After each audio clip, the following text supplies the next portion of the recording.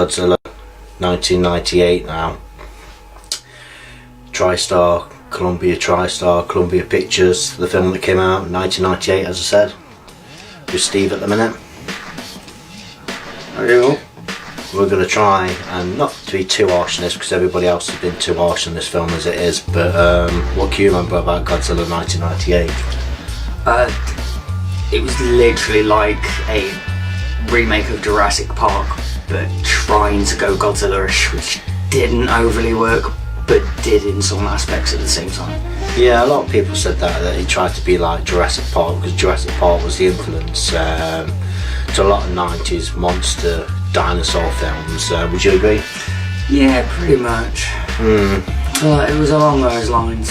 Yeah, I mean Jurassic Park came out about 92, 93, something like that, and they tried to get like an American Godzilla film off the ground in the early 90s with Jan de Bont, who did Speed, and the Speed film with Keanu Reeves, and they tried to get like another script off the ground, and basically that film ended up being too expensive, so they went for this in the end with all the merchandising. Basically Godzilla quote is basically he's comes about when the French are nuclear testing, is that right? Yeah. Remember right? Yeah. The nuclear testing, the evil French are anyway, and that's how Godzilla is born, and we get to see Godzilla Godzilla or Zilla as he's called, because that's how the Japanese refer to him, that is Zilla. Yeah. Godzilla in name only. Yeah, pretty much is what he resembles anyway, his name only.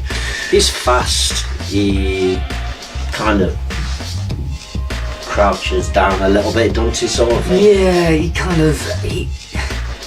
Godzilla's meant to be not slow, but he's kind of lethargic because he's such a large animal of what he is, whereas this guy is fast T-Rex and a sprinter. Yeah, he's like a T-Rex. Trying to catch up with everything. Yeah, he's like a T-Rex. He eats fish because that's what they lure him into in New York City, because this is where this takes place. It was Matthew Broderick, the French guy from Leon, and a few of the characters from The Simpsons are in it as well. Hank Arizona, I think that's his name is. He plays Animal, a cameraman in it. Yeah. And basically Godzilla's coming to New York basically to lay eggs. Which didn't sound like a bad idea on paper when I first heard about it. When I first read about it in G-Fan magazine, and so it sounded like a good plan to get baby Godzilla coming out of the egg, seeing the birth process, but it's like loads of eggs, isn't there? There's way too many, look nothing like the big version. They're like velociraptors sort of thing, because they attack the humans, because Godzilla's laying his eggs in Madison Square Garden. It's like a false ending where you think Godzilla's dead, but I won't give too much away there because of spoilers and stuff. But the soundtrack, let's talk about the soundtrack to this. You liked a few songs, didn't you? Just the one which kind of tied the film into the cheese that's on it. What song was that?